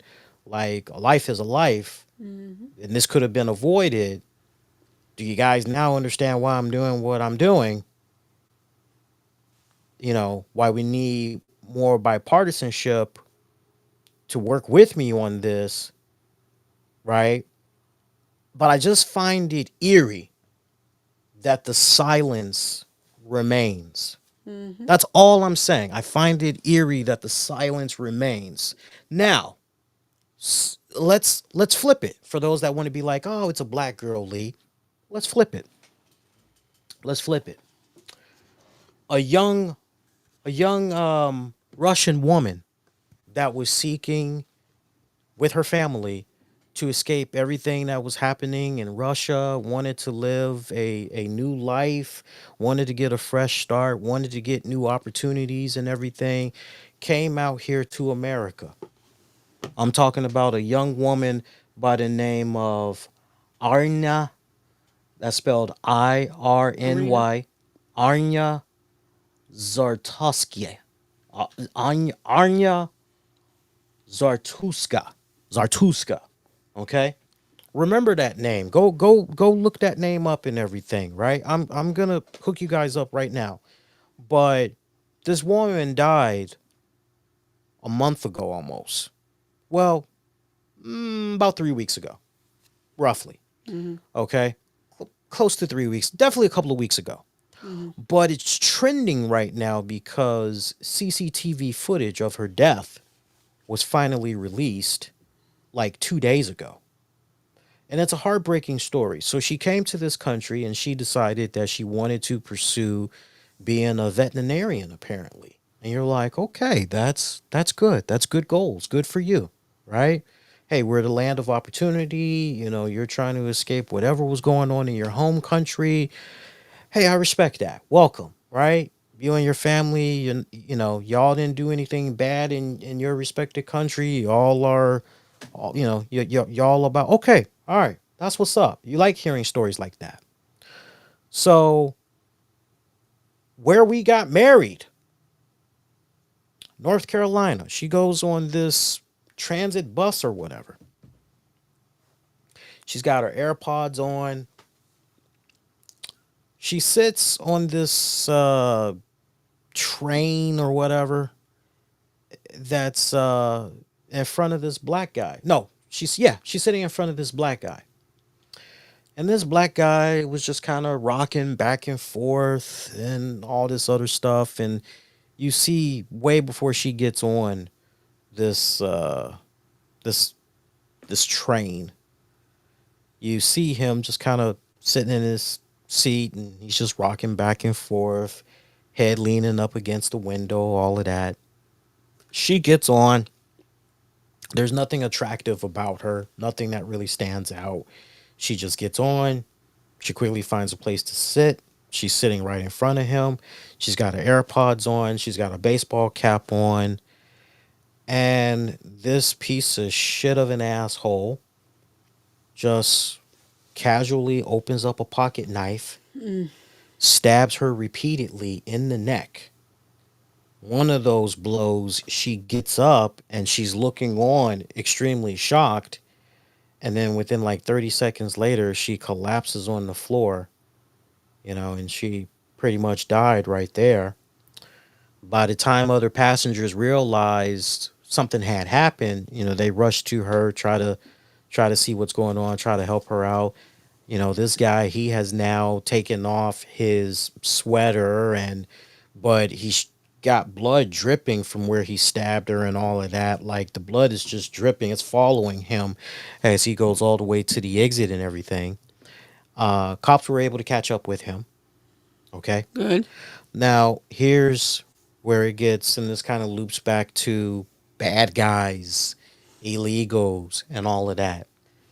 This piece of shit 14 times was in the judicial system. 14 times he went to jail.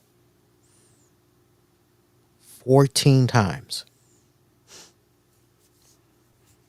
And it's like, what the fuck? For random crimes or the same thing? Random crimes. Wow.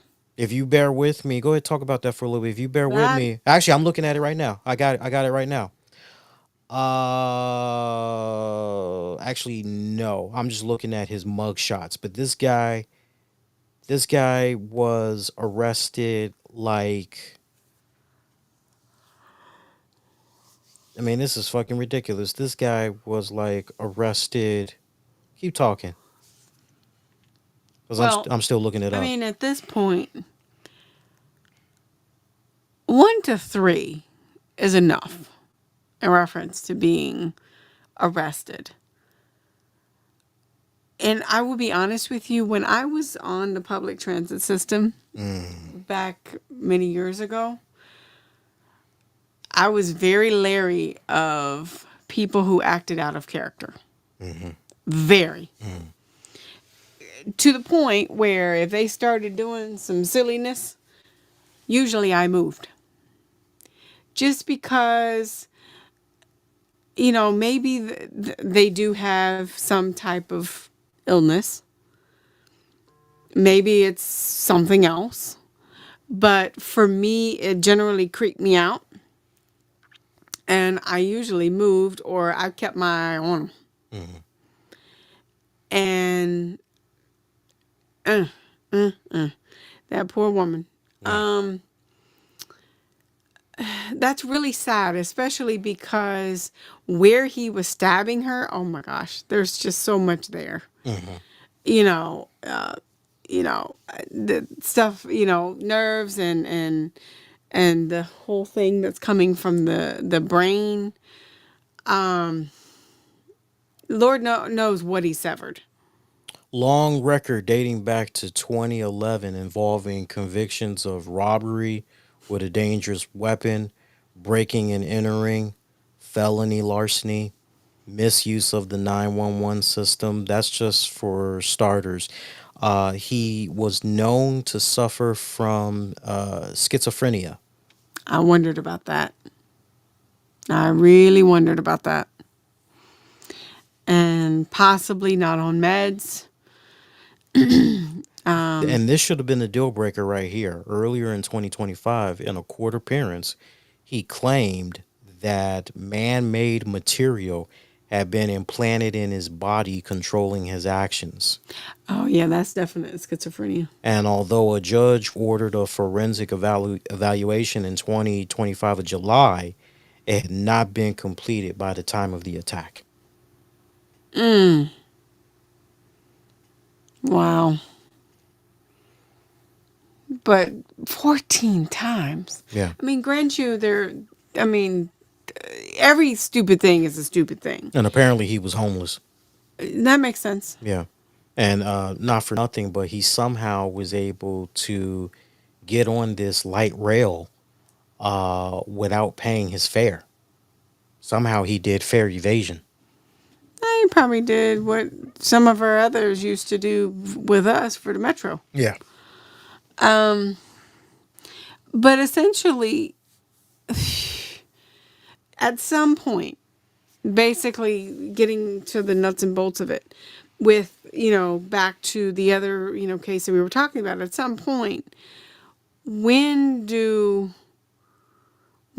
the judicial system step in? Because basically, guys, the best way to foreshadow or, basically know what's going to happen in the future is to see what the actions are in the past. Mm-hmm. And essentially, yes, they were all, robberies or whatever, and he never killed anybody. But generally, schizophrenics are so unpredictable when they're off their meds. And if he was homeless, I know he wasn't taking them. Mm-hmm. And they have absolutely been known to kill people for no reason. I mean, for no reason to us. Mm-hmm. But whatever is in their head is perfectly logical. Mm-hmm. We actually, many, many, many, many years ago, we actually went to for my medical careers, You could call it an internship because I did it for my senior year of high school. We had to go to Sykesville, and there is a medical facility up there for those type of people with schizophrenics and other major mental issues. Guys, can I tell you, I was scared shitless. I was like, do we have to? Mm, So just because the unpredictability of what they can and can't do, mm. and it just yeah, it in the glaring thing for me is, why is our judicial system failing us? I mean, that's my question. It shouldn't take 14 times and a death. To essentially say, this dude needs help, or, I mean, This is a case right here where I wish it was three strikes and you're out. yeah, yeah. Depending on the level, the severity of the crime, especially if it's a case where it's being elevated each time. It's definitely should be one of those. Nah, three Well, strikes and hell, you're I mean, out. it's off topic, but it's not off topic. We haven't watched it in a while. Well, I haven't watched it in a while. But when you go into the comics for Daredevil and essentially getting some of these criminals essentially off is part of the attorney's job. And knowing that they did what they did, but because they have a good ass attorney or leverage in some way, they're a cop or whatever have you, they're able to slip through the cracks. Sometimes gaping holes, but still slip through the cracks. Mm. And they're back at it again as soon as they get out. You don't change a person's character because you've locked them up at any form or fashion. Well, to your point, before you jumped in, now I do want to say for the record that as strongly as I feel about the three strikes and you're out, if you're able to show and demonstrate to the public that this particular individual is a threat to themselves, is a harm to themselves, and most importantly to the public, then yes, I would definitely support being institutionalized versus put in prison. I I would definitely support the latter agree. any day of the week, and that person remains institutionalized until they prove that they are now of sound and mind, and the meds are definitely working, and they can be a functioning, contributing member of society again. But if that day never comes, then they need to continue to remain institutionalized. They should never be out on the streets. So how? Because here's what happens. I'm going to play devil's advocate for you right now. Mm, Is they have the control, they have the resources. who's they? They meaning the person that's in there. Okay. They have the control, they have the resources, and everything to keep them safe and also your public safe. Okay. But here's the thing is once they've proven that they can be functional, they can be a good asset to society, all of that. Here's what happens. It essentially goes into, okay, I'm back out, I'm on my own. You know, I'm sort of taking my meds, but maybe one day or 2 days I fall off. And then the next week it's 1 to 3 days. And then the next week. And so essentially start to become going back into your habitual life to essentially back to where you were before you were put in there, because there's no structure on the outside that you're not accountable for, because you're accountable for your own self. Mm. So essentially, now that you're accountable for you and not someone else that's saying you need to take your meds, you need to do this, you need to do this, you need to do this, then you can fall back into that, manhole, for lack of better words, and into your own psyche. And if your psyche is telling you that this person just brought out a knife and you definitely see it, then you're going to defend yourself, or whatever's happening as far as in your own mind. So what are you saying in a nutshell? In a nutshell, I'm saying that the structure of being in an institution with the medications, and you can then become a semi-normal person. And I use that term very loosely.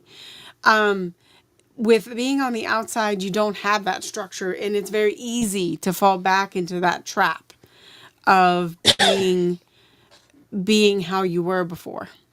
That's what I'm saying. So basically, what you're saying is, as good of as an idea that I just proposed, basically what you're saying in a nutshell is, yo, not for nothing, but the person can relapse. So we're just Proven doing fact. so we're just doing it all over again. Proven fact. So then what's the fucking answer? They just remain institutionalized? I mean, Cuz we're either institutionalizing them or we're just leaving them in prison right. and giving them the meds that they need and psychiatric. Yeah. Help. And that's the age old question, essentially, because they haven't found an answer for that. And, you know, because the prisons, are crowded as it is, and essentially we are, as taxpayers, paying for those institutions and prisons, Mm-hmm. you know, it really is a very tight rope on that, on whether to keep them, institutionalized, or, maybe some type of halfway house, group home, maybe, maybe that's the answer. Okay, so you're telling me that you are in the midst of going back into society, and you're going to take your meds, and you're going to do this, and so on and so forth. Then maybe, your first 2 to 3 years, you're in a group home, or a halfway house, to essentially, okay, if I give you some of your reign back, can you prove to me that you can function in society? Yeah, I mean, but you're still crossing that line Yep. of hoping that this person. Doesn't. Mm. Correct. You said you wanted to talk about this. Apparently, Trump is. Shout out to Mish. I know he can't wait to get the fuck out of Chicago. Apparently, Trump has vowed to deploy the National Guard troops and ICE agents to Chicago, citing rising crime and sanctuary city resistance. Continuation of the prior deployments in Los Angeles and D.C. He backed this with a dramatic rhetoric and imagery, including AI generated memes referencing Apocalypse Now, renaming the Pentagon the Department of War, and saying Chicago will find out why it's called the Department of War. Meanwhile, a federal court in California recently ruled deployments like this, specifically in LA, violated the PCA, further raising the legal stakes for Chicago. Local officials, including Illinois Governor J.B. Pritzker and Chicago Mayor Brandon Johnson, strongly opposed the deployment, calling it unconstitutional.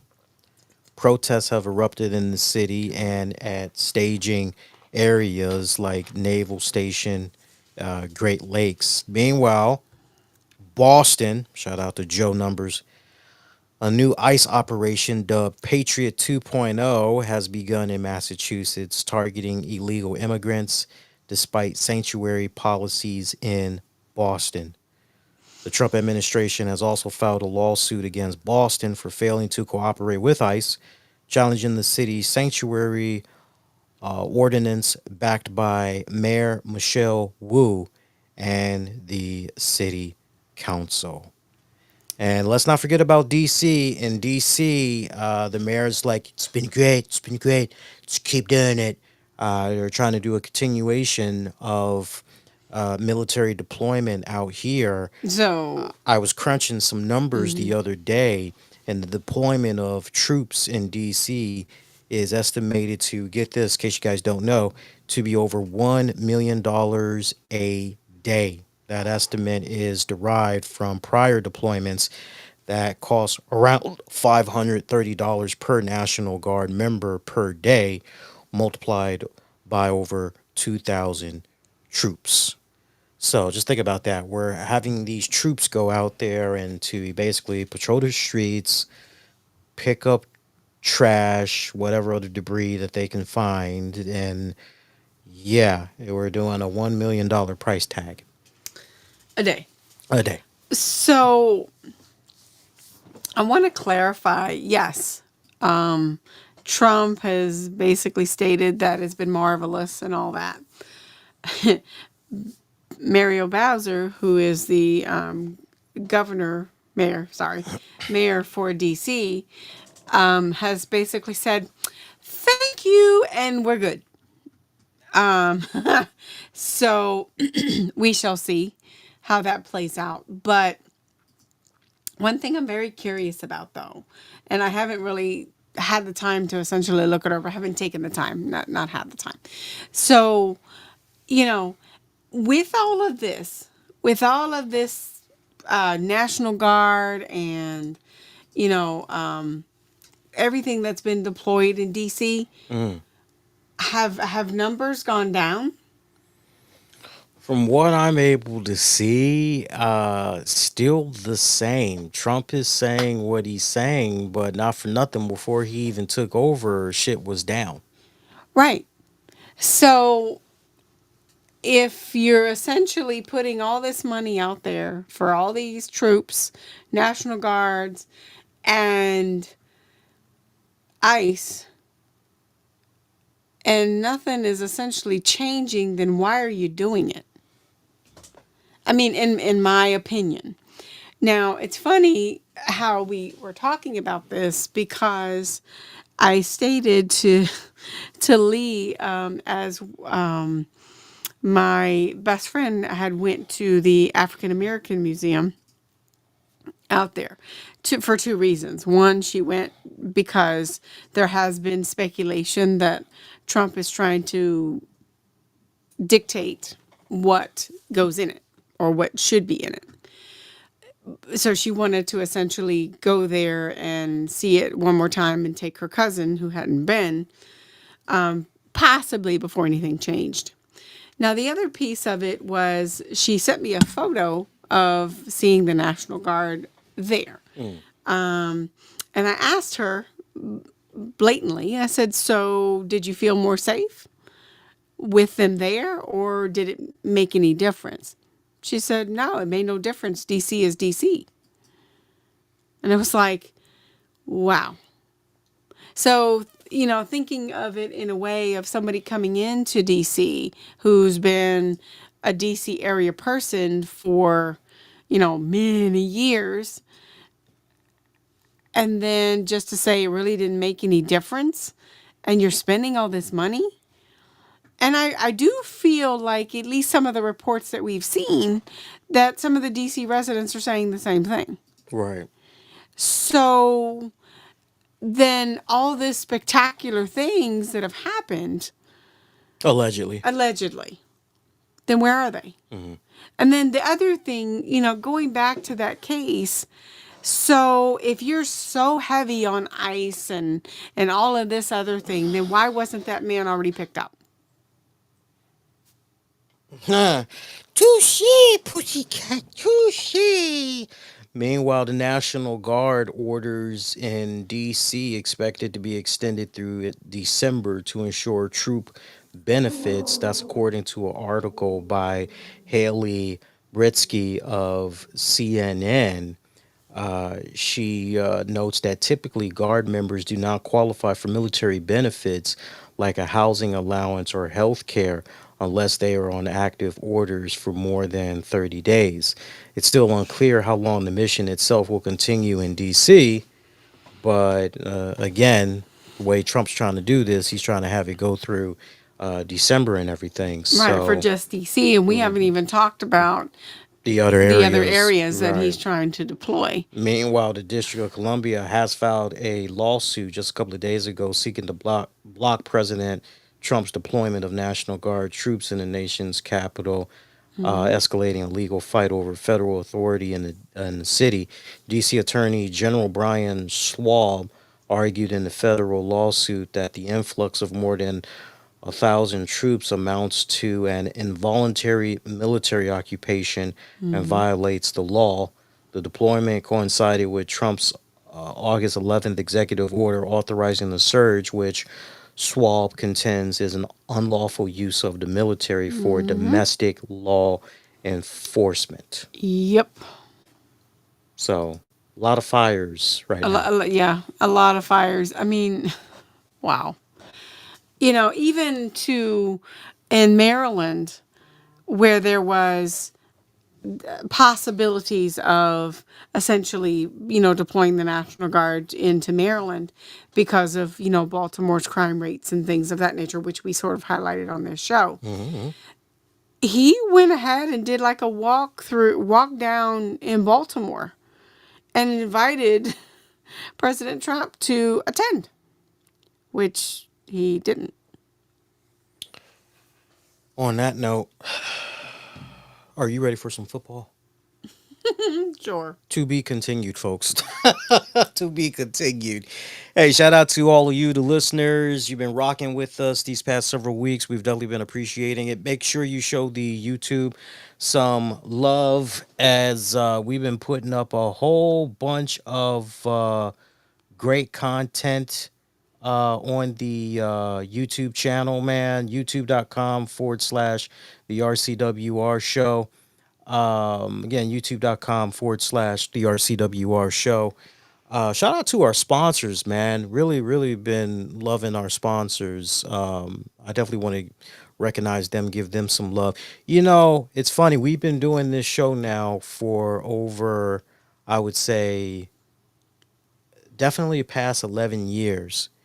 And the one thing that I always love about this show, people, is the fact that what you're hearing is just basically husband wife banter. It's husband wife banter, and you guys are just like, it's no different than like if you were just walking to go get the newspaper or you're getting the mail and you just happen to see us outside enjoying some coffee or whatever, a muffin or whatever, and we're just talking about the weirdest fucking week. We're just loosely talking on this show. That's how we've always done this. Seriously, that's how we've always done this. Appreciate all our sponsors. You guys know who you all are. Appreciate you as always. As far as programming notes, I will be back Monday. I know we didn't do a show this past Monday because I was basically popping my cherry on campus. Now No, that you I'm, weren't. It was the holiday. oh yeah, it was. No, but I still could have done a show. You still That's could my have whole done a point. show, but That's why I'm essentially he bringing was it up. preparing Yeah, for yeah. the first week. I was trying to say that, but you, man, can a brother? But you don't say it right. I was getting ready to say it though. Shit. Come correct the first time. Yeah. Anyway, I'll be back with you guys for sure Monday night after Raw goes off the air. That should be fun. A matter of fact, I gotta find out. Hang on, guys, because I don't want to give you the wrong information. I know Monday Night Raw is supposed to be jumping times for the next couple of weeks. So hang on a second here, because I want to know when Raw is supposed to be coming on this Monday here. Let's hang on, because the last thing I want to do, guys, is give you all wrong information. So according to this, I'm on WWE's website. According to this, Raw is supposed to be on at 8 p.m. this coming Monday. So I tell you what, if that holds up and Raw's not going to be on any earlier, I'm definitely with you guys for a post show. So definitely make sure you tune in for that. Meanwhile, be kind, rewind. Check out previous episodes you might have missed on demand and on the downloads. Wherever you get your podcast, just search the RCWR show. She's the beautiful and the lovely Tammy Lee Sanders. Wishing all of y'all to be safe. Most importantly, be kind to one another. We'll see you guys next go round. Adios, y'all, and take care.